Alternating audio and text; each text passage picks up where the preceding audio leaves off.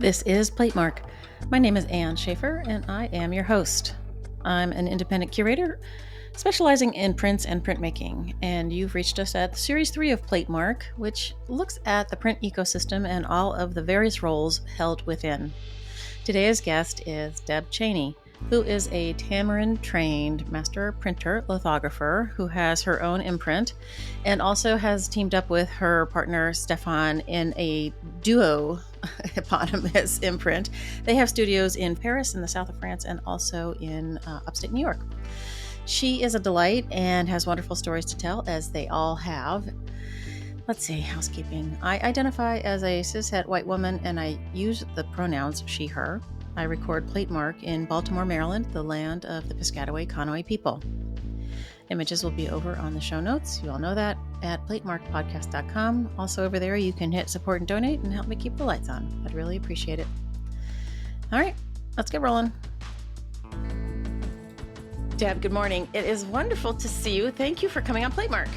Oh my gosh, my pleasure. Thank you so much. It's good to see you too. Yeah, you too. Yeah, we had some time together in New York during the print fair. As we're recording this, was a couple weeks ago. And I had the pleasure of walking across town with you to a subway stop. I was like, I've got Deb Chaney trapped on the street. I'm going to pepper her with questions. Before we get any farther, can you introduce yourself for our audience? Yes, I am Deb Chaney. I am a professional printer, lithographer primarily. I am currently between New York and France because my husband is also a lithographer, go figure. And now we live both between France. We have studios there and then a future studio in upstate New York. Oh, so we'll be collaborating and working together. Yeah. So let's go back. You grew up where, and when did you figure out prints were your thing? Oh man, I grew up in Memphis, Tennessee. so you might hear my little Southern drawl come out every once in a while. And then was always interested in drawing. I was always drawing in school and art classes in high school, and eventually transferred to the University of Tennessee in Knoxville. And a good friend of mine was taking a litho class. And he was describing it to me. I was like, what is that? What, rocks? Like, what are you talking about? And so he took me on a tour of the print studio, and I was totally enamored just by the machines, the rocks, the equipment, blah, blah, blah. The space is gorgeous. If you've ever been to Tennessee, it's a really beautiful studio. And yeah, I just started taking print classes, and the first litho class I took and putting my hands in the gum and drawing on rocks, that was it for me. Like, because love at first grain. Oh, wow. Because you're an artist too. Yeah. The money making part comes from the printing, but I do try to keep up with my own personal practice when I have the time. Deadlines help, shows, opportunities like that always helps to light the fire under my butt to work on something. But yeah, most of my time is spent on the printing part, which is great, which I love. People always question me about my personal practice, like, oh, well, don't you miss drawing? And it's like, I do sometimes, but it's also incredibly creative as well, collaborating with artists. And so, no, it fulfills that creative side of my brains and my heart. And it's super exciting and it's fun. And I'm making work that I would never dream of making myself, which is even more interesting because then I can wear this hat and do this experimental, crazy, expressive work. And then I can wear this hat and making super tight, detailed, very registered, very controlled type of work too. It's really interesting. So my creative side is totally fulfilled with the printing side. I feel like being in a print shop is, it's creative adjacent. And I feel that way about the work that I do too. Pulling together shows to me was completely creative. You're trying to think of who would be perfect in this slot to make this point. I don't know. Right. And which ones will go with which one coloristically or thematically. Yeah, really interesting. Who was the professor at Knoxville that was your jam? Oh, I had lots of jam professors. Fortunately, the litho king was, because there were two kings, but the main litho professor was Beauvais Lyons, who's fantastic. And he is the lithographer. So he kept that studio at a steady 68 degrees year-round because litho likes cool temperatures, so nothing will go wrong. So we were freezing all the time. And then I had Anita Jung, who I was fortunate to be able to see at the print fair because she brought a bunch of students, grad students from Iowa. She came and I haven't seen her in years and years. So she was a really dear professor and mentor also. And her husband, Tom Christensen, who's a character and a wonderful, wonderful lithographer and artist and wonderful teacher. The three of them, the trifecta, and plus a number of grad students. I was friends with a lot of the grad students while I was there in undergrad. So I was fortunate to learn and create with them and alongside of them. It was really integrated. The undergrads and the graduate students were really in the studio. It's a big shared studio. Everybody was using the same equipment and the same time, and lots of overlap with schedules and just seeing what they're doing and really learning from them as well. There were some really stellar MFA students at that time. When I was finishing undergrad, the goal of your life trajectory was, okay, undergrad, BFA, MFA, tenure track teaching job. Right. That's what all the MFA students were working towards. And that kind of just wasn't really, I just wasn't ready. I wasn't really feeling it. I didn't know where I wanted to go. One thing was Anita Jung told me, if you're not ready, don't go. Totally perfectly fine just to take a break between undergrad and graduate school. So it opened my eyes and broadened my horizons about what a future could bring and just have that pressure taken off. And then also Beauvais was showing Tamarind prints because he studied under Wayne Kimball. And so he told us about this place called Tamarind. And at Tamarind, you can print for artists, you learn how to be a printer, la, la, la.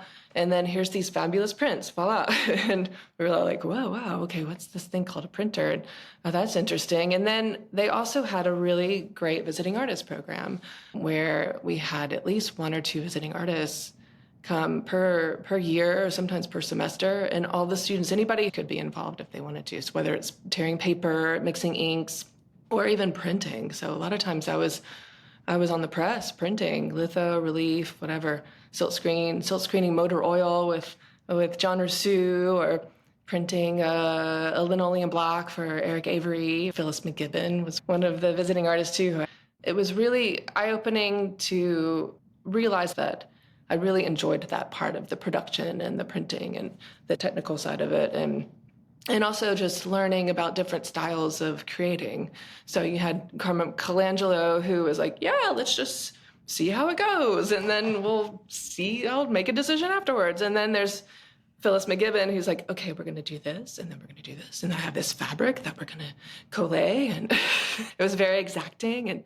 And then this whole interactive side of creating with Eric Avery, being a doctor, like a real practicing doctor, alongside of his art practice. So it was really interesting to see that integration of professional career as a doctor, combining that with an artistic practice. So I learned a lot in undergrad and kind of felt like grad school was always going to be there, and I could go when I needed to, or when I felt that I was ready and when I wanted to. So I never went. My grad school was Tamarind. Sure. So a couple years later, I moved to Savannah. I worked at Savannah College of Art and Design for a couple years. I did the print shop technician thing for a couple years. So I learned the inner workings of the print studio, chemistry, inventory, business, and making sure students don't run themselves through the press and keeping things clean and organized. And then eventually I had the nerve to apply to Tamarind, and I had really great recommendations, so that helped. You just said I had the nerve. Let's dig on that one a little smidge. What do you mean? So when you are at SGC and you're showing your stuff, and then there's somebody that walks by and says, oh, that you're doing lithography. Oh, wow. Have you heard of Tamarind? And that happened a few times during these conferences. And it was like, yeah, I've heard of Tamarind. Oh, you should apply. I'm like, sure. Okay. Maybe. I always thought it was super, I mean, it is super competitive. And I just was not, just kind of, okay, maybe one day. I was kind of the shy, timid, maybe one day when I'm ready, when I feel like I can get in, because applying and being rejected would be so bad. I don't know. I was But anyway, I'm fascinated because you're not, you are so not shy. It's hilarious. I can be shy. Well, so can I, believe it or not, in the right circumstance. But I always have made decisions by feeling it in my gut. And when opportunities arise and doors open, that's when I go through them. And at this point, the doors were I could see through the blinds, but I wasn't pulling up I wasn't going through the window, or through the door more appropriately. But at the point where I was in Savannah, I had already had good experience under my belt. We were printing, and I was assisting printing projects there, and I was already learning about the studio and how to maintain studio press, and just got more experience. And then we had a visiting artist, Jeff Sipple, come, who just happened to be the former educational director of Tamarind. And my boss, my colleague, and dear friend, Rich Gear, he said, "Jeff, this is Deb Chaney. She's awesome. She wants to go to Tamarind." And Jeff is like, "Okay, we're going to make that happen. And I'll write you a letter." I'm like, "Oh, well, okay, cool." So I got a letter from Jeff Sipple, and I had letters from my professors, of course, but that was a big one that convinced me, okay, maybe now that's when the doors are opening. So, okay, now I'm ready to apply. I need to apply. I can't just let this opportunity go. That was my sign of, oh my gosh, now's the time to apply to Tamarind. And then I got in, which was fantastic. Right, of course. I mean, it's like you're such an act of faith in the end, waiting for the right thing to happen. Like, I feel like maybe I'm a bull in a china shop or something. Let me in there. I'm going to make this work if it kills me. We all have to admit to our own privilege and luck in getting to the places that we've gotten to, but not to diminish how hard any of us work. But right. Yeah, I think clearly you were meant to go there. But before you talk about your experience there, I don't know that we've talked about Tamarind particularly. Just to tell them what the program is about. So Tamarind is a professional printing training institute specifically for lithography. That's why it was founded back in 1960 by June Wayne, with the sole purpose and goal to train master printers to become professional lithographers in the United States specifically, because at that point, lithography, there's this whole ebb and flow of which medium is having more popularity. And lithography being super highly technical and it's chemistry, it's difficult. And it's difficult for people to really master because so many variables are involved and lots of problem solving and troubleshooting. And so the technique of it is very easily lost when the information and the technique is not transmitted. It's just a loss of information. So June wrote an application, a proposal to the Ford Foundation, and got a grant to start Tamarind in Los Angeles at the time, on Tamarind Street, and that's where the name came from, and started this school, basically this training program to train printers for lithography. So she didn't have to keep going to Paris. She was going to France to go print with printers over there. There was lots of different studios. So lithography was way more active at this point in Europe than it was in the States.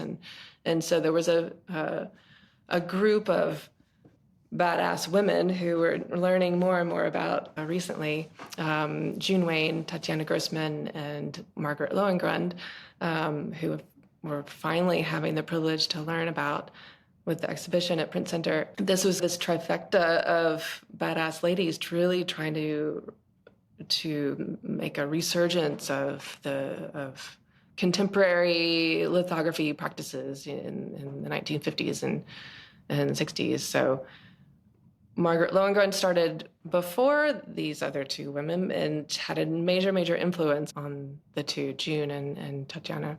So that's a little bit of an expanded definition of what the question was. But basically, Tamarind, it's eat, breathe, litho, sleep. You don't really sleep, but you're really just working in a small group of students. They accept 8 students per year. You're doing lots of exercises and then eventually, slowly but surely, getting into the collaborative part. So you're learning the technique, but also the technique and the ability to collaborate with another person, with another artist. So it's twofold. It's not only just learning the technique and getting your skills down and learning how to print really well, and but another side of it is just being personable and getting to an endpoint where the artist is satisfied and you have achieved together collaboratively their idea, their goal, their vision of what the piece that they want to make. That's the whole purpose of being a professional printer, is making sure that the artist is happy and making sure that you're giving them the correct tools to use, so it makes it easy and comfortable for them to create in this really new, bizarre environment. If you've only been in your studio as a painter alone and working by yourself and in your own head, and then now you have 2, 3, 4, 5 other people looking at you and looking over your shoulder and like, oh, it's really intimidating. So we understand that and we're sensitive to that. So we try to make it as super cool and comfortable as possible, but allowing ideas to kind of flow, and there's lots of troubleshooting to answer their questions of, hey, how do we do this? And I would like to do something like this. And then you just figure it out. And if we don't know right away, then we have to test and experiment and utilize the knowledge that we have about the medium, about the possibilities, in order to direct the artist to that path, or direct ourselves, all of us together, to get that end goal, get to that point where it's working. The thing that I find fascinating, well, and I'm sure there's a good reason, which is probably how complicated the chemistry and the technical parts are, but there aren't really training programs for other parts of printmaking. It's really only lithography, which is, well, somebody ought to open a photogravure school or something. But for a while there, they were doing the workshops at Crown Point. Crown Point Press was doing etching workshops or photogravure workshops as well. So you could do but it wasn't like a 2-year-long program. It was just, I don't know, I think it was 3 months, or maybe I'm making that up, but I know it was a lot shorter. I think it was during the summer or something like that. Right. But it's the only school training program that exists in the world. So they get applicants from all over the world, which is also really interesting and challenging linguistically. I can't imagine coming from another country where English is your second or your third language and sitting through all these demonstrations. But luckily, even if you don't know the language all that much, you can still understand, because it's the universal language of just making and creating. There's a similarity, so you can already kind of grasp and understand that language at least. You may not understand completely all the words that are coming into your brain, but you can visually see, okay, yeah. Now learning French, or I have learned French. It's still not perfect at all, but but you're married to a Frenchman, right? Well, he speaks great English. I bet. My French, however, was pretty non-existent. It was based on my high school level French from 25, 30 years ago, 25 years ago now. Whoa. And so basically non-existent. Tamarind is, you do the 1 year, right? And then you have to somehow win your spot for the second year, and they only take 2 people, retain 2 people, right? Yeah, sometimes one, 2. How do they decide that? The budget. Yeah, it depends on the budget, and it depends on the schedule, what's coming up. Sometimes they can only accept one person, and sometimes there's really only one person that stands out in the group, and that's the most competitive and the most annoying part about it, is that you are accepted with 8 students. My class was super small. We started out with 6. I was there in 2003, so still pretty soon after 9/11. And the government was still being really strict about visas and international students coming into the country to study. They were really still very discerning and skeptical of, these foreigners coming in. But so we only had 6. There were 2 other people. One, I can't remember where they're from, but they were international, so they didn't get their visas in time or something like that. So they weren't able to come. So we had 6, and then one person dropped out after, I don't know, 2 weeks. And it's a whole nother story, but all of a sudden she was like, bye. Oh my God. Okay, bye. Holy crap. It was not related to Tamarind, but it was still very interesting. So then we were down to 5. And during the course of that first year, you are collaborating with each other. You're helping sponge for each other. And with 5, that means that you've got 2 teams of 2, and then one's kind of like, hello, help me. So we had to rotate and help each other. Also, the first year students are the spongers for the professional side of the studio. There's 2 sides of the studio. There's the pro shop, where the master printer and the senior printer, which is the second year student apprentice, who works underneath the master printers. That's where they work with all the visiting artists and do all the printing and editioning for Tamarind's publishing program. And then there's the other side, the student shop, which is all like going crazy, and they're all slinging touche and ink around and cussing like sailors. And then the first year students are the spongers, the press assistants for the pro shop. And so when we have 5, there's always at least 1 or 2 people gone to the pro shop every day while the demonstrations were also happening. So a lot of times you had to take notes and catch up. And if it was a really important demo, then of course we needed to be there. But half of the week you're sponging 2 times a week on the pro side, which is great. That's also incredibly good experience too. Sponging is equally as important and super important when you're editioning, when you're printing. You think of I'm just doing this sponge thing, but it's really incredibly important. The amount of humidity determines how much ink is going to stick on that plate or not. So sponging and just kind of shooting the shit with the printer, with Bill Lagatuda at the time was my mentor, and he was the master printer at that time. And Lee Turner was the senior printer. So there was just one person at that time. So Lee Turner and Bill Lagatuda, we were sponging for those 2. Lee Turner's in Newcastle, and he runs Whole Editions, and a fantastic printer. But he has this super thick accent. So a lot of times you're like, wait, what? What? Okay. But it was super fun. We had a good time. Rodney Hammond is their educational, but Rodney told us to do it this way. And Bill's like, no, that takes too long. We gotta do this. We gotta keep this snappy. Let's just do it this way. It's gonna work. You're like, okay, all right. So even in the Tamarind program, you're learning different techniques, different methods of how to do everything. Rodney shows you 5 different ways, and you have to go through each one or pick maybe 2 to go through and fail at this one. And, maybe this one's going to work better.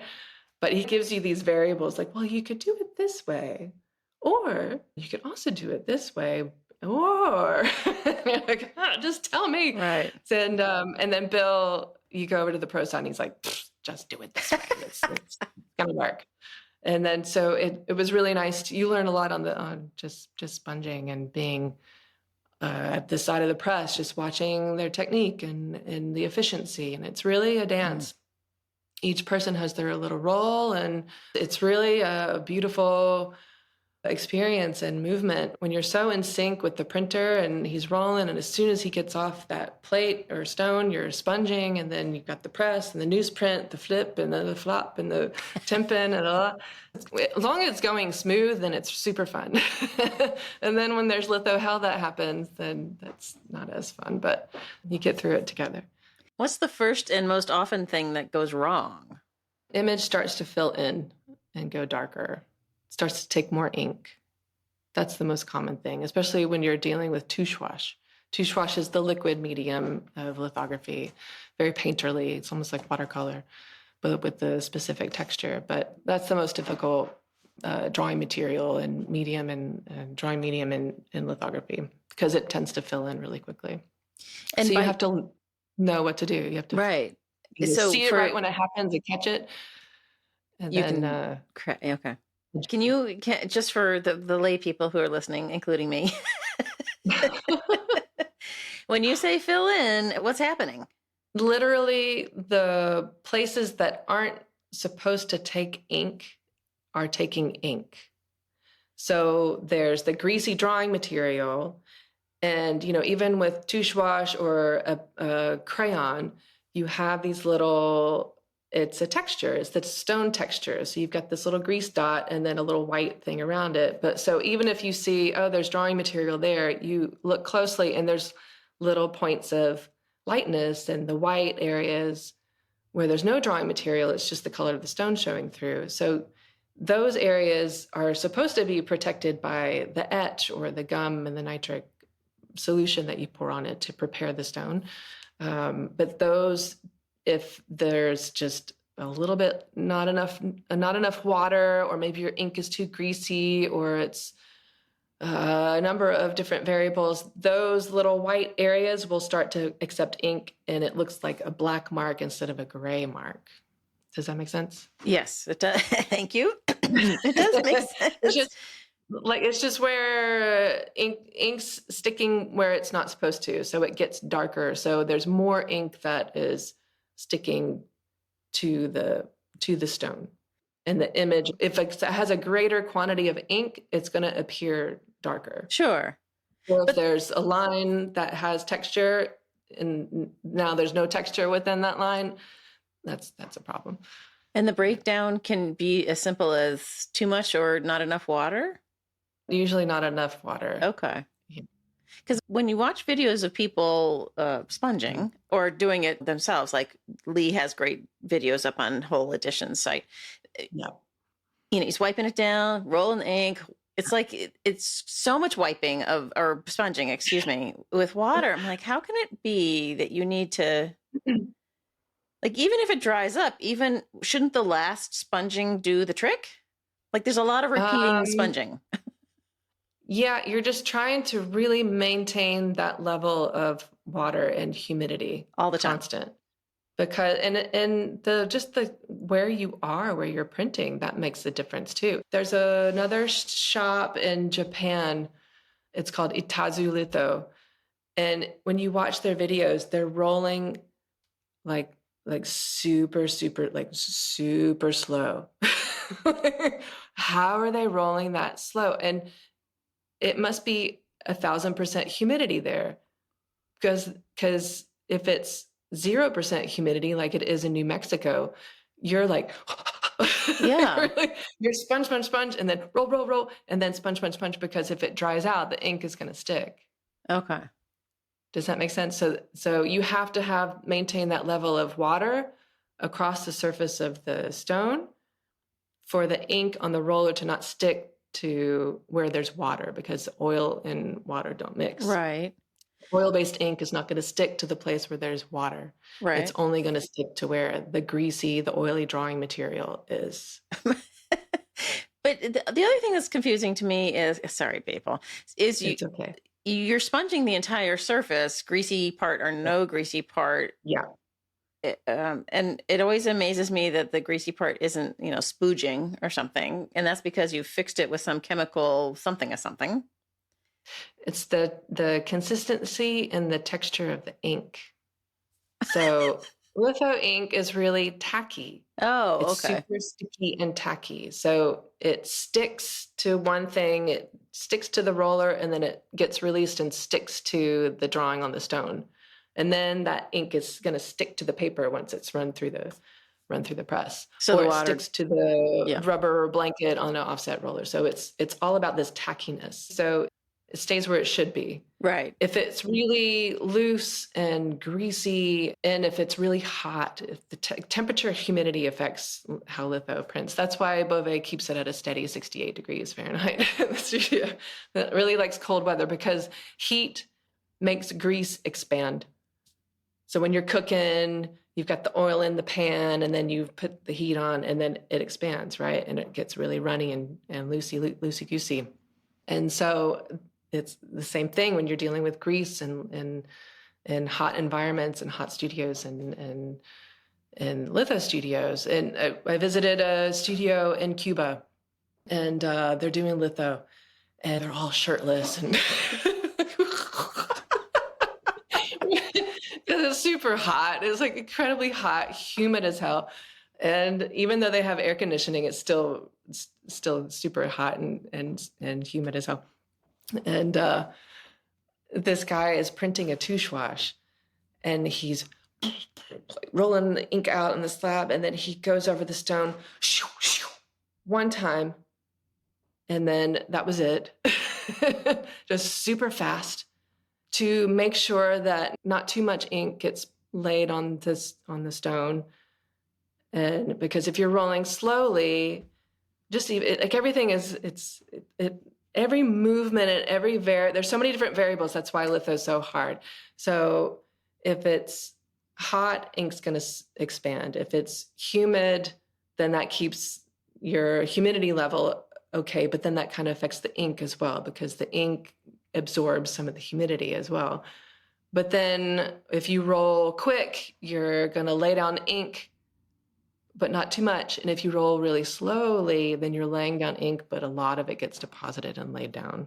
The speed also determines the quantity of ink and how dark of an image that you're going to be printing as well. So these guys, super hot, super humid, shirtless, rolling really quickly, massive amount of pressure, and then a beautiful print comes out. And that also is super interesting to travel and learn about different methods and techniques of, just in case you're in this situation, in this environment, these are the things that are affecting how the print needs to be printed. I feel like I've watched people rolling multiple times over and in different directions, I think. Or is that woodcut? I don't know. Yeah. But no. It's all printing and rolling in different directions. It's to make sure that the image is inked up evenly. Right. So there's not too much ink over here and too much ink over here. It's to just even out. And then also to even out your roller marks, especially if you're working with a smaller roller. If your roller is this big and your image is a lot bigger, then you have to roll in different directions and kind of disguise and go over multiple times to not see the roller marks. Right. Do you have a chart for your 3 studios that lays out sort of the different normal condition issues for each place? Because they must all be different. No, that's a good idea, but no, I don't have because it's all different too. Right. I mean, and then moving to France, oh my God, they do. I mean, it's like all the video, it's like all the old videos. I mean, I remember for the first time when they were mixing up a etch. So the etch is gum arabic and nitric acid, and that's the solution that you pour on the stone to prepare and protect the non-image areas from taking ink. And they're like gum arabic. Tamarind is very 30 milliliters of gum arabic with drop, little drops of nitric. And then testing the pH, which sometimes I do, but not so much. But you're trained very precise precision methods, where in France it's like, okay. And then bloop, bloop, bloop. With the nitric, you're like, bloop, bloop, bloop. I'm used to the bloop, bloop, bloop. And they're like, and then they're like mixing it up. And then all of a sudden I see the boop, boop. Oh, no. No. Wait, they still do that. Wait, so in France, they're mixing with their finger and tasting it? Yes. What does it taste like? That's how they taste the strength of it. It's like I should try it once just to know, but I'm kind of scared. But these guys have been doing it all their lives, so they're okay. It's almost like what it's been described to me as, it's like a little effervescence or a little tingle, like a little tingling. If it's really strong, that doesn't sound good. Then that's a strong etch. And what they usually do is also just take a brush and paint it on the edge of the stone just to see the amount of effervescent foam. They're foamers. So Oh, there's a lot of acid, a lot of foam going on, or a little gentle foam. a little bit. There's always some foam. Tamarind, there's no foam. But Hardly, unless you're really dealing with special circumstances. We didn't do the foam. but you're still getting the same image quality. So Yeah, yeah, yeah. Yeah, and and that's what I'm kind of learning. I'm trying to learn and adapt, and we're joining our forces of our techniques. I'm coming from it from super Tamarind-trained technical, which, I mean, that's for everybody. That's all that I've ever experienced too. Mexico, Argentina, I mean, of course, they're probably reading the Tamarind book and being trained by Tamarind printers. So everybody's doing it the same way. But in France, they just don't do it the same way. It's just different and requires a different kind of technique as well, according to the press, where most other places are all hand inking, hand printing. Even if it's flatbed offset, it's just not the same as the big Varan flatbed presses, the big machine plat. yeah, so people probably don't know that. Well, maybe you do. Maybe I'm completely underestimating you guys. I'm sorry. But in Paris in 1910, there were what, 500 litho shops or something, 300 litho shops? Like it was I would enormous not be amount.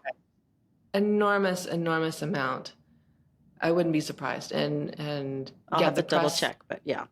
yeah, I wouldn't be surprised. I mean, even now there's what, 5, 6 litho presses, litho studios. I think at least 1, 2, 3, 4, 5. And most of them, except for a few, but most of them have these Voirin presses, Voirin, is Voirin, probably butchering it with my bad It's accent, okay. my French You're accent. allowed. But Voirin, it's called a machine plate grande vitesse, but it's a flatbed, high speed flatbed press. And it's a direct press. It's not offset. So the Oh. paper comes in direct contact with the plate. Oh. And this press is from, the one in Paris is from 1905, I believe. And it still runs perfectly and beautifully. Almost perfectly, but it runs really well. It's just been this tradition of printing with these really high-speed presses and enormous edition sizes too. So if you see an edition size that's like 100, that's a small edition size for France, and smaller than 100 is really small, because we're able to print at this enormous speed and print 100 sheets in no time. Huh. And that's also quite shocking as well, coming from me. Well, right. I visited EDEM when I was in Paris in, I think it was 2015, maybe. I think. And the library of stones along the wall was just, they printed all kinds of stuff. Yeah. Picasso's Yeah. and going back. I mean, it was just insane, but it just So drove it was home. Merlot Studio. Yeah. When they were printing. Right. But it just drove home this idea of what I have romantically come to think of print shops as these small sort of producers of things. That in Paris, it's not an office, but it's basically a factory. And it was a factory. I mean, the Merlot Studio, they were printing commercial prints. They were printing posters. They were printing kind of whatever came available. It's like, yeah, we're going to print it. And they had these teams of printers. Each press, you need 3 people to run the machine. And then when you have 3 or 4 or 5 of them, that's a big crew. And so they had to keep these printers busy and paid. So they just took whatever job that came. And so a lot of it was just commercial prints, Sure. posters, reproductions or whatever. And then eventually the son, Fernand Morlot, he was the one that really started to develop relationships with Picasso, to really steer and bring in artists who were going to use the medium for fine art and really push the boundaries and the techniques of what a lithograph can be, what it can do, and how they can explore this medium and get the results that they want. Picasso was an incredible experimenter and really pushed the boundaries of what you can do on a stone. The printers that he was working with, they were tradesmen, and there's these great stories of Picasso. He would give the printers proofs at the end. Like, oh, here, thank you so much. It's this really good print. And the printer's like, all right, cool. Thanks, man. What am I going to do with this? And then there's a famous printer. God, I can't remember his name, but I'll have to ask Stéphane to retell the story. But the one printer who printed a lot of his work, Picasso finally, he gave him a bottle of Porto, a bottle of wine or a bottle of Porto. And the printer was so happy. He's like, finally, it gives me something that I can use. Otherwise, they're taking the prints and they're like cleaning their rollers with it and stuff. Oh, no. Oh, my God. I know. When you think about it now, you're like, oh, my God. Oh, my and I'm sure their families are like, oh, my God. Yeah, exactly. But yeah, I mean, he made so many prints, like over 400 prints. I think so, yeah. Merlin. Yeah. Something like that. But really push the boundaries of what you can do on a stone. I have a question that I've wanted to ask and have always felt sheepish about asking, which has to do with the inks. So when you're buying an ink, you're buying one specifically for relief or one specifically for litho or for etching, and screen print must be super gloppy, right, to go through the screen. But like, can you use a different purpose ink? Can you change them around? What's the difference? Yeah, texture and viscosity. Litho inks are super tacky because you need the tact for this ink to stick to this surface. Etching inks are very buttery and smooth because they're meant to be spread across a plate and get into all the grooves and to be easily wipeable to take off the surface, right? So there's a different texture and consistency of the etching inks. Relief prints, you can use whatever. Etching ink, use whatever you got. Etching ink, litho ink. I tend to use litho ink just because I like the tackiness, because you can get more detail and texture. And the color is far superior. The color in litho inks, they're the most highly pigmented materials because of the quantity of ink that you're laying down. It's so thin that you have to jam it full of pigment for it to retain the color that you want, that you need. Think of newspapers, magazines, all that's litho. And you think of the micro thin film of ink that's on that packaging of Barbie, and it needs to be super hyper pink, and there's no contamination, there's no oxidation very much happening too with litho. As etching, you have to be really careful about the oxidation, the mixing of the metal of the plate. In the inks, there's metals in the inks that they oxidize and change the color often. That's why they steel face the plate, so that it minimizes the oxidation. That's why my head. I thought it was because that's one reason. Okay. Yeah, that's one reason. The other reason is so that your dry points and your aquatints don't break down because steel. Right. Steel that's is what I super was hard, thinking. but it also helps with the oxidation. Oh. So if you want to print white, you should probably steel face your plate so you don't get gray. Okay. Because the white is going to, or the yellow is going to turn green. Yeah, I've always heard about the yellow. Yeah. And but yeah, you can use litho inks for etching if you need to, if you don't have etching inks, or if you want a specific color that's only available in litho. You can just modify the ink a bit to be able to actually wipe it and not take 3 hours to wipe the plate because it's so sticky and tacky. So it's really the main difference is the amount of pigment and just the texture that you need for it to work with the materials that you're printing and the plates that you're printing. Silk screen, you can silk screen motor oil, you can silk screen chocolate, you can silk screen blood, you can kind of silk screen whatever, but you have to have the consistency for it to, and the mesh of the screen, and also you also have to take that in consideration too. for just the physicality of the materials being pushed through that mesh, through that screen. Huh. All right. How did you meet your beloved Stéphane? My beloved. So You've been married for 4 years? 4 years, a little over 4 years now. So Stéphane is a lithographer.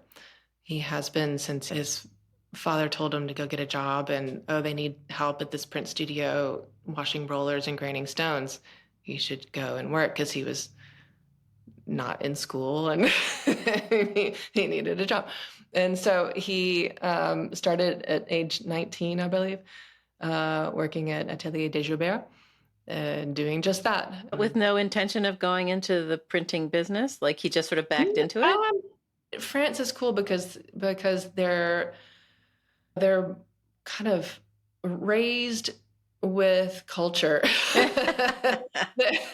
Like intentionally raised with that culture and value. There's a value in having culture in your life. So you read, you listen to music, you look at art about these things, that they exist and they are good. And it's a good thing to be an artist, not just some slacker hobby. But their government has consistently praised and really valued culture. Jacques Chirac, when he was the mayor of Paris, opened up different trade schools so that children after school or people coming after work, they could go and learn about ceramics. They could go learn sculpture. They could learn painting. They could learn printmaking. So Stéphane and his girlfriend in high school, they were 16 years old, and they went and learned lithography. At age 16, they took a litho class. They were learning printmaking. So his first experience and exposure to printmaking was at an early age. His mother was the bookbinder, and his father was a book gilder. He did all the gilding on books. And so he grew up in this family who were already in the arts. They were already creative, and they had exposure, and they had friends who exposed him at a very young age to like what printing is. And they knew artists, they knew printers. And one time he went along with a friend of his father's. He's like, I'm going to take you to an artist studio. I need him to look at these prints. So he went with this guy. I don't know, he's probably 16, 17 years old. Or maybe younger. So he goes to this artist studio, and it was Salvador Dali. What? And so this was his first experience of meeting an artist, was Salvador Dali. And so he goes with this guy. He's like, oh my God, look at this. This guy's crazy. Like, wow, he's so cool. Man, he can just do whatever. He can say whatever he wants. That's so wild. Man, being an artist is super cool. So that was his kind of enter his brain. Oh, maybe I want to be an artist and be like Salvador Dali, but maybe not exactly like Salvador. Anyway, he just thought it was super cool. So he already had this experience. So when he was dropping out of school and not really interested in school because I don't know why, but he's so hyperactive and really interested in a lot of different things, and school was really, I think sitting down was probably just a hard thing for him to do. And sitting through like math classes or something just wasn't his thing. Anyway, so basically a school dropout goes into work at this print studio and started from the ground up, graining stones, washing rollers, and eventually was running the press, learning chromist work, and then running projects of his own, staying after hours. Yes. So you use the term chromist. Can you help us all understand what that means? So if anybody has used Photoshop and then has used the tool of color separations, or if you've seen CMYK anywhere in Photoshop and know about that term, it's making a color separation. There's different layers of color to make this one image come together. There's cyan, magenta, yellow, and black, or the key plate. All of the magenta information is on this one layer. The second layer has yellow. All the information that's only going to be printed in yellow is in this layer. So he's like the human Photoshop, where he can separate all of these colors, whether it be CMYK or 1721 color images, and he hand draws each of those color separations. So we just worked on so So he works on drafting film, frosted mylar. So there's traditional stones for lithography, but then there's photo plates, photolithography, which the photo plate is an aluminum plate coated with a light sensitive emulsion that's sensitive to light. So you use a film, positive or sometimes negative, but mostly nowadays it's positive to expose and put an image onto a printing plate so that that image can be printed. So rather than hand drawing directly on a stone, you can hand draw onto a piece of frosted mylar, or you can use a photographic film that's been digitally printed. But in his case, he's doing chromous work, so it's all hand drawn using all kinds of different drawing materials that are mostly black based so that they can then be exposed to the plate and block the light. Right. Basically, anywhere that there's drawing material, it's going to block the light. And since it's a positive working process, that drawing material is going to be where the image stays on the plate for it to be printed in whatever color that you want. So he can look at an image that an artist brings to him and he can say, okay, that's going to be blah, blah, blah, 10 colors or 15 colors, or God, that's going to be a lot of work. That's going to be about at least 20 colors. And he draws each individual color on a separate piece of film, and sometimes they overlap, and then he's trying to mimic the texture and the color so that in the end, when they get printed onto a piece of paper, it looks relatively similar to, we call it a graphic translation. And that's actually a term that was coined by Marge Devon, who's the former director of Tamarind. She was like, it's really like a graphic translation, which is true. It's not a reproduction. It's not one for one. It's not nothing is scanned. It's literally a hand-drawn piece of work. Being a chromist, and there's a huge history of chromists in France that don't really, it's not the same as it is here. So why wouldn't you use Photoshop? Because it just wouldn't be the same. It's a different result. Or it would be too much of the same. Okay. If it's a digital, then you're going into digital reproduction, right. Basically. Well, yes. But I'll forgive the color separation. I'm so surprised that there's still people who specialize in that. It's incredible. Yeah. There's not, a lot of people are retired or dead. Well, right. Like, I'm sure that Stéphane learned some of this, but you have to have this, a particular sort of brain that can do that. I don't even know what that magic is. Jesus. Yeah. Jesus. Oh, my head. All right. So he's a little older than you, I think, right? He's a little older than me, yeah. So how we met was that he is a fantastic lithographer and runs this fantastic studio with a fantastic crew of printers. And there was a print publisher based in Paris called Mel Publisher, and Michel-Edouard Leclerc is the owner of the publishing company. So they, their kind of thing, their vision was to start publishing comic artists. Oh. And so that was their vision. Michel-Edouard Leclerc, he's a really big collector of comics and graphic. Oh, it's so much better in French. Bande dessinée. Comics. Because in English, it's like, what is it? Comics, cartoons, bande dessinée. So he is a huge collector of comic artists, collecting all the original drawings and stuff like that. But so then they got into the idea of producing prints and being a publisher and inviting all of these amazing graphic artists and graphic novelists and cartoonists to come and work with printers in Paris to produce editions of prints. So, they had 3 or 4 studios busy working with all these artists to produce this inventory of published prints. So one artist that they invited was New York artist Art Spiegelman.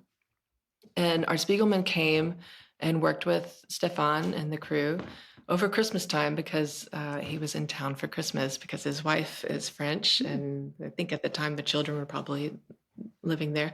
And so he went and they worked over Christmas holidays and they had no problem with that because it was Art Spiegelman. Like, oh my God, Everybody was super excited. So he had a great experience, a great time. He's done lithography before, but it had been a long time since he's drawn on a stone. And so he was super excited about drawing on a stone again and had a really good experience. So he comes back to New York and he's like, yeah, sure, I'd like to make more of these, but surely there's got to be a lithography studio in New York City. And so the publisher was like, well, let's look. Yeah, that sounds great. We'll try to find one. And so they contacted Maurice over at Derrière l'Etoile. And Maurice was like, I don't use stones. Contact Deb Chaney. And so thank you, Maurice, for pointing the publisher my way. And then Art happened to know the parents of my studio mate, Anna Hoberman. Her parents, they were having dinner together one time, and he was talking about, I'm looking for a lithographer who works on stones. And her parents were like, Anna, our daughter, she is a lithographer, and she shares a studio with a lithographer, the Tamarind-trained. Blah, blah. He's like, oh, well, great. And so probably the same day, Anna gets a call from Art, and then I get an email from the publisher saying, oh, would you like to work on this project? And of course we said, absolutely, yes. And so when the project was done, they wanted the prints to be shipped unsigned because Art was going to be going and doing a performance in Paris. So he was going there, and they wanted to have him sign the prints there. It was going to be cheaper to send the editions. So there was 2 editions. And then Art was saying, oh, you should go. You haven't been to Paris before. You should come. It'd be great. And I was like, yeah, I want to come. I want to come to your event. Cool. Yeah, of course. So he's like, well, just ask them. I'm sure they'd pay your way. And so I asked them, and I was like, I'd be really happy to just bring the editions with me on the plane. And they said, oh, great. That sounds great. So that's what I did. I schlepped the editions with me on the plane and delivered them to the publisher, and went to the event and was with Art. We signed the prints all together, and it was great. And while I was at the publisher's office, he says, oh, you want to go down the street and go visit Stéphane Guilbaud's studio? That's the other printer that Art worked with. And I was like, yeah, sure, of course. And it was 10 minutes walking or 15 minutes walking. It was super close by. And so we go there. And that was the first time that I had met Stéphane. The studio was super beautiful, charming. The press is extremely impressive. And they were working on the giant stone with another artist, Ernest Pignon-Ernest. And I was just so enamored by the whole experience, and lunch, and the lunches are super little famous. wine. And wine. Lunch. But it was also, there were a bunch of women there, which also was really impressive too. So it was Stéphane, and then the artist, and then there were, I don't know, 2, 3 other women in the studio. I was like, ooh, that's new. That's unusual in France. Interesting. Cool. Yeah, that's not what I expected. So getting to know them, and then one of the girls, she's like, well, I'm working at another studio tomorrow or the next week or something like that. So she invited me to come and visit another studio, another litho studio, which I went, and again, all women. The lead printer was a badass woman, and wow. in acid and working on the stones and working with this artist. And then this girl was working on the press, and then they had an intern, another young woman. So it was really impressive to me thinking about, and it's also always impressive. I mean, as a woman, you're always used to going into litho studios primarily, but a lot of print studios are very male dominant, very, very much male. So coming into these Parisian print studios and seeing all these women around, it's like, oh, okay, this gives me hope. Also ties into Margaret Lohengren's experience of being that female printer, and June and Tatiana, but mostly Margaret was really the one also printing and doing the work and doing her own work, and not being able and fit to be able to do such a hard, laborious job.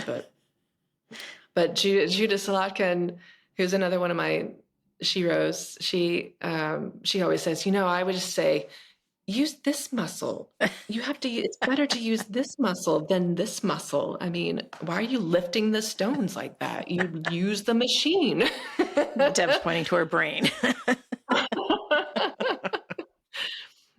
But if you think about, part of the point of Christina and Lauren's show about Margaret Lohengren, which is still on view as we're recording this at the Print Center, New York, and who were just on the pod, they were all coming out of the Hater Atelier 17 talk about macho thing. But then there's these three women that bring printmaking in the United States into a whole new realm. And it's women, which is really fascinating because it is such a macho kind of a part of the art world. Well, I guess the whole art world is macho, but I mean, it's really fascinating. So yeah, go Deb.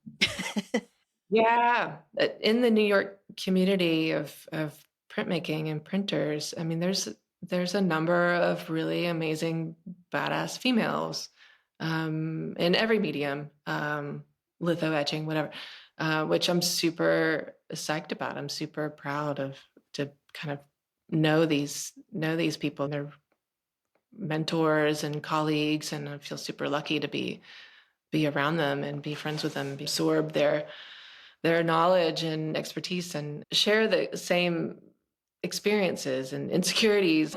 I feel super lucky to be in this New York community. In Paris as well, we're all friends. We hang out. We have drinks together. We have meals together. We invite each other over it, and it's super cool and collegial. And in New York, it's the same way. It's really a good. You would think that it would be such a cutthroat competition between everybody, but it's not that at all. What's the saying? Like, all the ships will rise. It shouldn't be a competition, and you should help and support each other.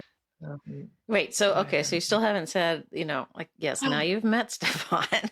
Oh yeah, and then we met Stéphane, and then that was the first time I met Stéphane. And was that in like 2015-ish, somewhere in there? It was 2018. Oh my God. Wow. 2018. Yesterday. So it was a very kind of fast and furious romance and marriage because we got married the next year.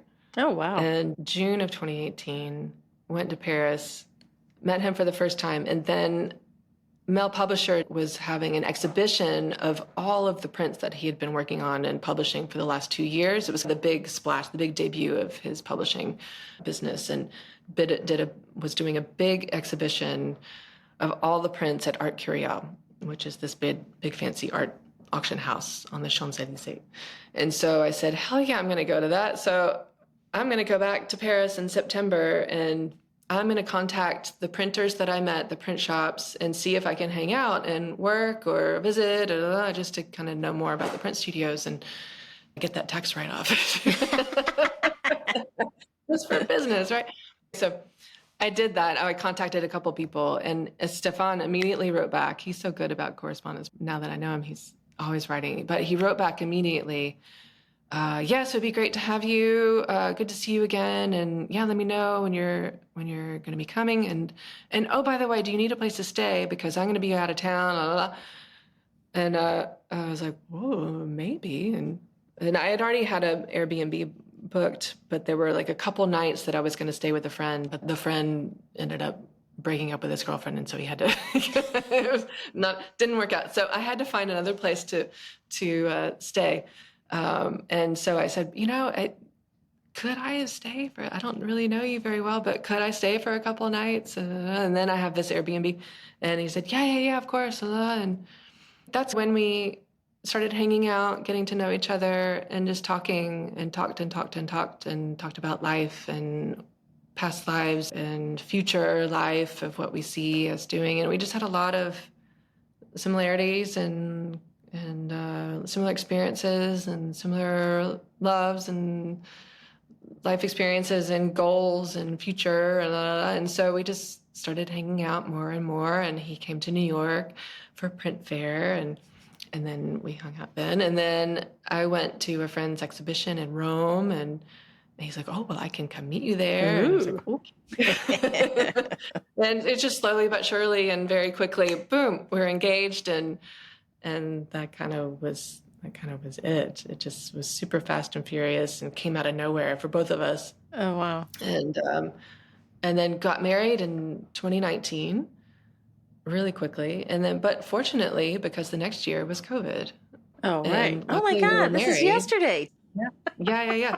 So luckily we were married, because then we had the marriage certificates and the livre de famille and the French fancy book showing that we're legally married so that we could travel together and we could be with each other. Because I know other people who were not married, they were just apart for a year and a half, 2 years because of the travel restrictions. It was only family members, wives, spouses that you were able to travel to the other countries. But the work was there, like I said before, the work was there, so we just stayed there. And eventually came back to New York about 9 months later in November and moved out of the apartment because I was still paying for an empty apartment.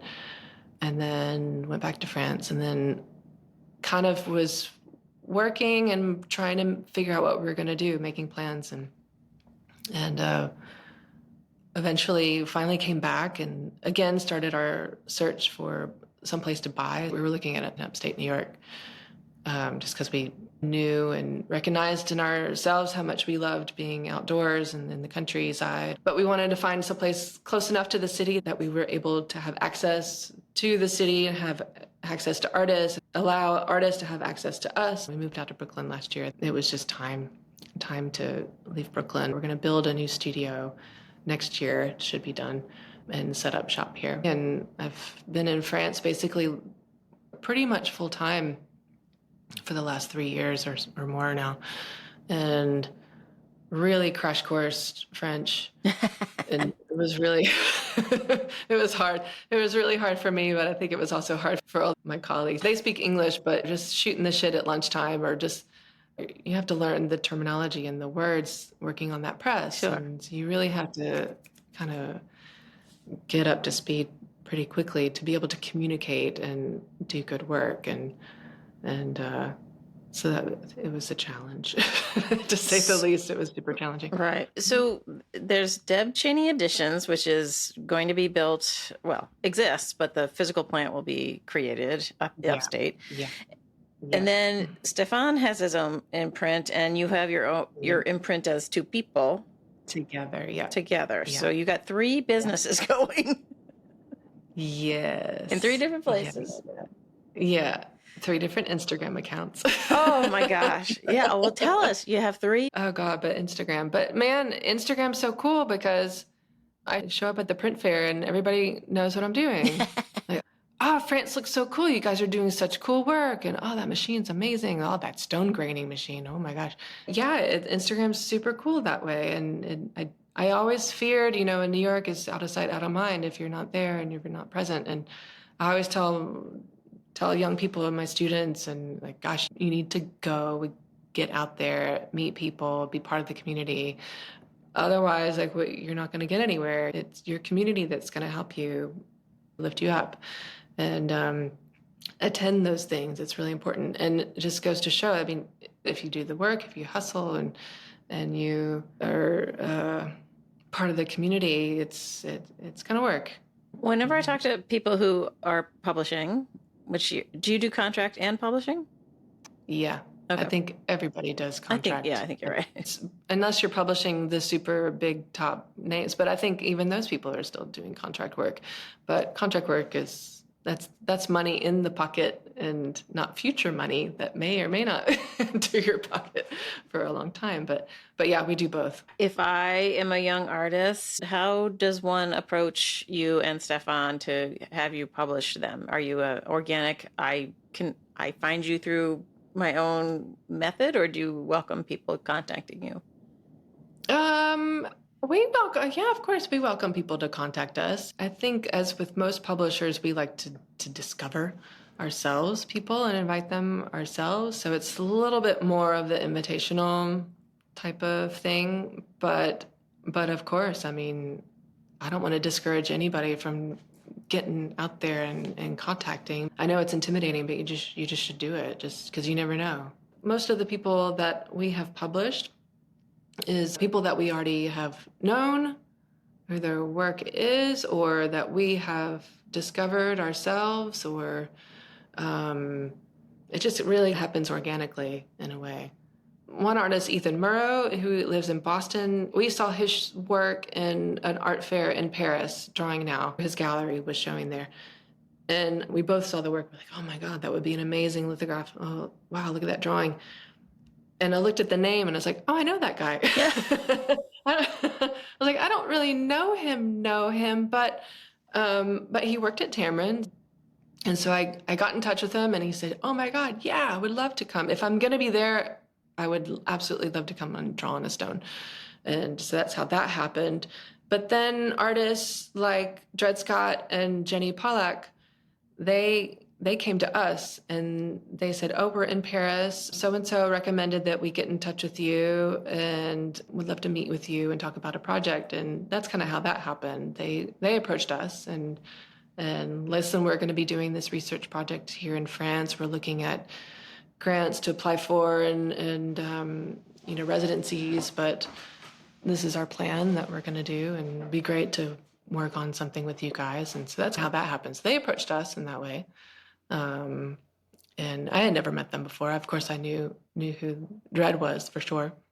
Wasn't very familiar with his wife, Jenny, but it was a super fun collaboration that we had. And That's cool. it was great. So it was great to have American artists coming to France too, so I could speak English. Yeah.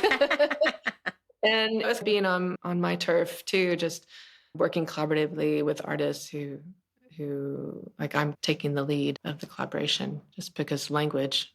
Sure. That's all it is. Huh. But what piece of advice do you have for young people trying to break into the publishing business? Breaking into the publishing business or the printing or business any branch. any business. Follow your heart. Go through those open doors. Be open to opening those doors, going through those open doors. Don't be afraid and follow your gut, follow your heart. Meet people. Don't just be in a hole. And if that's what you want to do, if you want to be a printer, if you want to be a publisher, you kind of have to meet people and be part of the community. You have to talk to people. You have to go to those things, go to the events, go to the openings, go to the art fair, go to the print fair and conferences. I mean, when I started, I was going to the printmaking conference, SGC, and I was going every year for a long, long time. And that was great. And that kept me in the community. It was more of the academic side of the community of printmaking. But still, it was really good and important for me to be in that side of things too. And I don't know why there's such a divide between the printmaker and the printer. There was always this kind of chasm between, oh, you don't print your own work. Oh, that's weird. Or, oh, you print for other artists. Oh, that's funny. Oh, interesting. And, oh, you're not making your own work. What? That's what? Yeah, exactly. And it's like we're all doing the same thing. It's the ecosystem that you keep harping on. It's part of that ecosystem is the prints that the master printers, the professional printers, the collaborative printers make with the artists who are making the prints with the printers.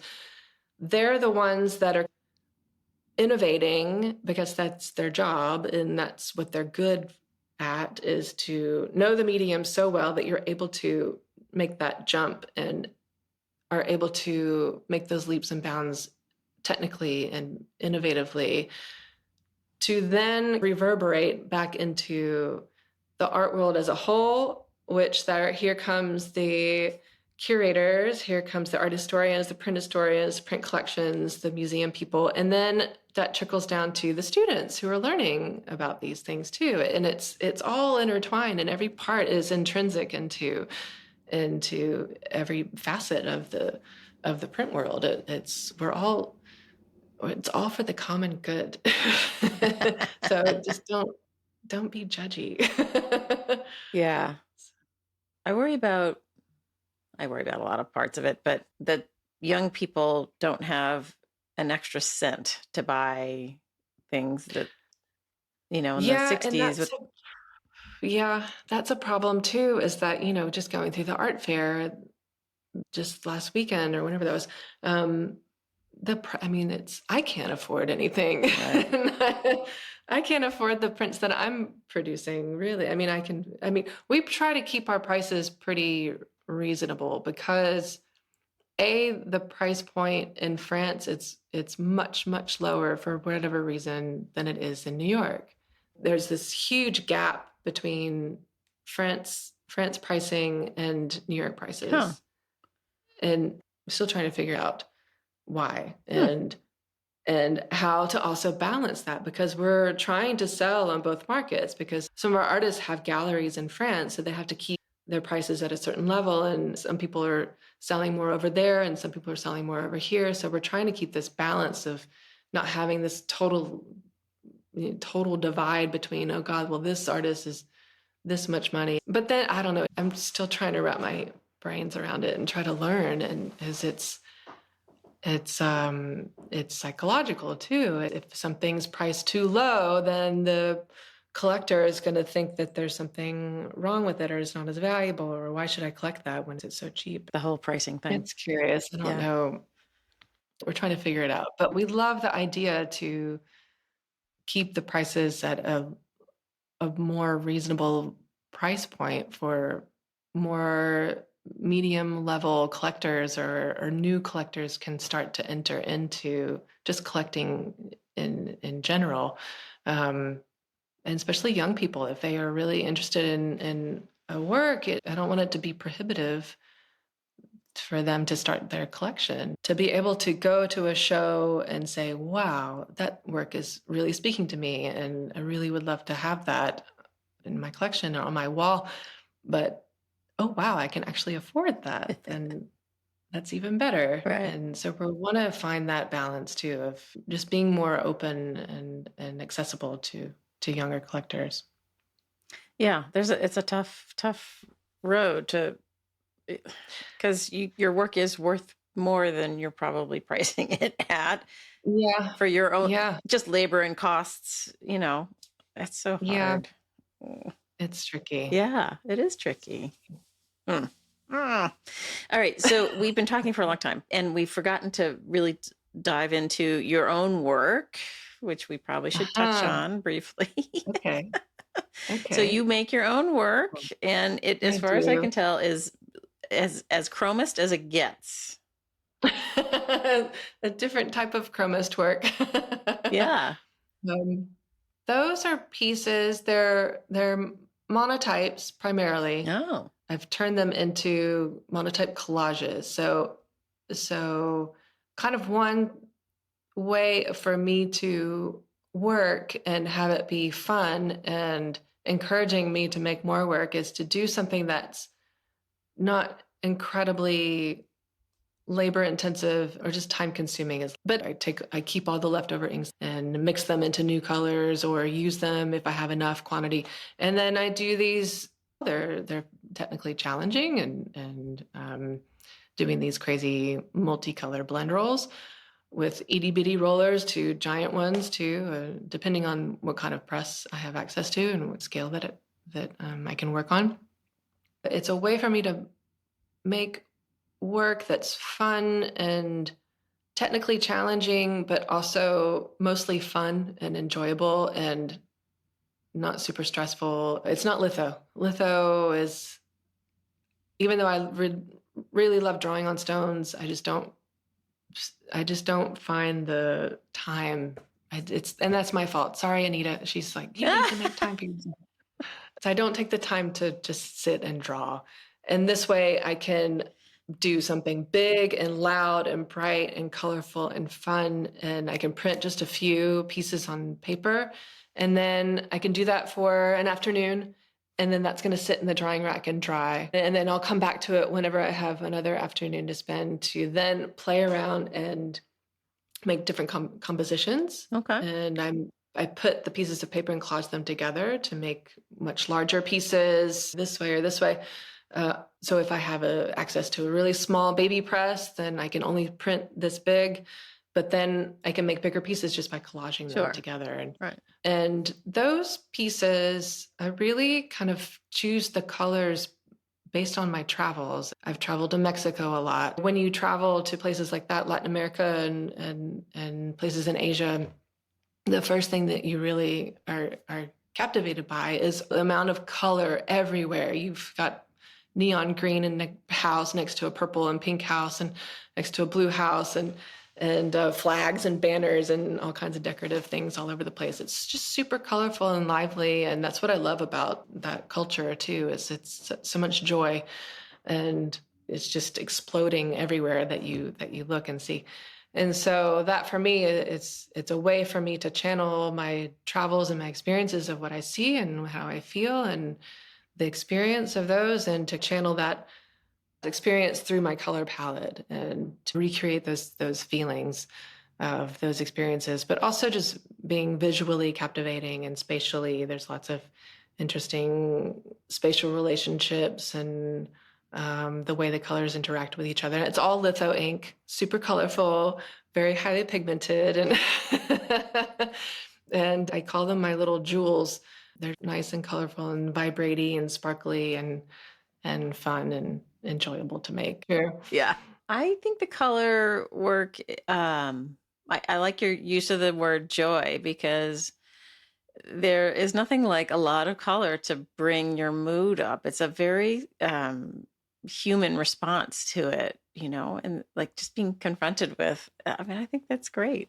Nothing, ain't nothing wrong with Yeah, that. and yeah, I look forward to making more and just having the time to push it further too. That's what I'm missing. I have ideas that I just haven't been able to have the time to really pursue and make them wall scale, or making more experimental collages and things like that. So yeah. Very So, cool. It feels to me like uh, you have found yourself in like the not the catbird seat, but the sweet spot. Life is just bursting with potential, and it's you're at that point, finally, I feel more comfortable in my French life, because that took a while to just, I finally felt like I was a little bit uprooted from my life here pretty dramatically and plopped into this new situation. I've got a studio in France where there's at least four of us all together every day, printing together, eating together, cooking together, just being together. And then learning French, just being plopped into this new language and new culture. And it was really a dramatic transition. All good, but it was a challenge for sure. sure. I'm excited for the next new chapters that we're writing. Yeah, it's exciting. Then also with this print center exhibition, as we're recording, we're just about to open our exhibition. It's the publisher spotlight. It's not necessarily an exhibition, but we're the next publisher spotlight, which is Print Center New York's new program, where they're utilizing their window front, storefront, lobby space, which is a pretty generous space. They're showcasing newish, lesser known print publishers to show what their recent publications have been. And so it's going to be up for 5 weeks. It opens on the 14th. It's up through December 23rd. It's my work. It's Deb Chaney Editions, but it's mostly highlighting and promoting our new venture as D&S Fine Art Editions, Deb and Steph. D&S Fine Art Editions, and it's our joint printing and publishing new venture that we're starting out together. So it's exciting. So we've got a large format stone lithograph by Ethan Murrow that's going to be front and center, and then we have 2 lithographs by Dred Scott and Jenny Pollack. And then we have another sweet, sweet little portfolio of 9 lithographs by Dasha Shishkin that we worked together on that pre-COVID. I think it's 2019 now. It's nice, all this work together in such a wonderful space and welcoming, warm environment as a print center. They've been really great and super, super cool to work with. Yeah, no, that's great. The print center's doing wonderful things. Yeah, they have a crazy awesome team. They are super nice, helpful, motivated, really great ideas, and very energetic. All of them are just super, super people to work with. And it's exciting to see what they're doing with that new beautiful space too. Yeah, for sure. For sure. Mm-hmm. All right. So maybe we should sign off, because we've been talking for almost 2 hours. Oh my gosh. Wow. I know. It happens. Cool. All right. Well, Deb, thank you for coming on Platemark. It's been really great talking to you.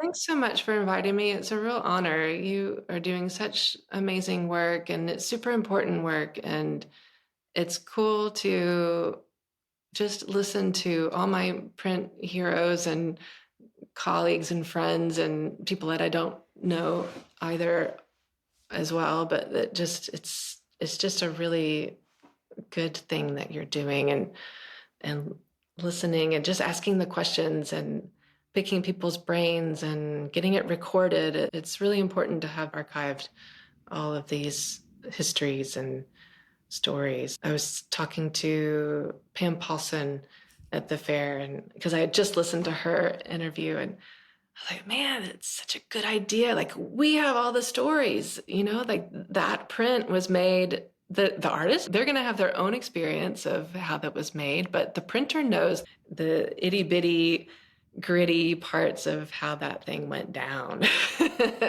And they have all the insights and the stories. And so it's always interesting to hear those backstories. But thank you so much for inviting me and inviting all these other amazing people too. It's been super fun. Yeah. Oh, thank you. My goal was to hit all parts of the ecosystem, and I just keep circling back to the printers. Because you have this, you're right at the nexus of the whole thing, nothing happens without you guys. And it's great when you see exhibitions and museums or galleries that have the name of the printed is published by, printed by. I think Print Center is really the only one in New York, aside from maybe sometimes at MoMA they'll have the printer's name. It's just a little chance for our names to kind of be up on the tag.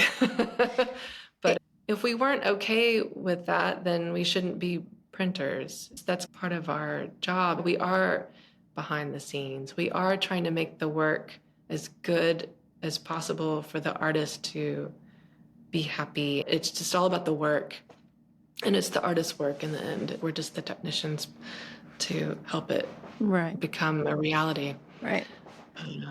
Yeah, I've said this before, but when you're a museum, well, at least in Baltimore, we were only allowed to put the publishers in if it was a print-centric show. So if things were just kind of randomly in and out of, spaces, it was thought to be too much information for the audience to take in and understand what those roles really were. So unless it was a show about that part, we just didn't do it. All right. Well, let's sign off. And thank you so much again. Thank you so much. I appreciate it. Thank you so much for letting me blah, blah, blah about lithography, and because it needs to be talked about more. And I hope I explained it so it's easy-ish to understand. But you should just do it. It's important for museum people and curators and print people who aren't printers to do it. That's one thing that I would love to do, is just have, just have workshops for people to just come and actually do it, because you're not going to really completely understand unless you've actually done it. Yeah, no, I agree with you. I think that would be great. Yeah. And if we could come to Paris to do it, even better. Yeah, come. Very cool. All right. Well, thank you again. Yeah, of course. My pleasure.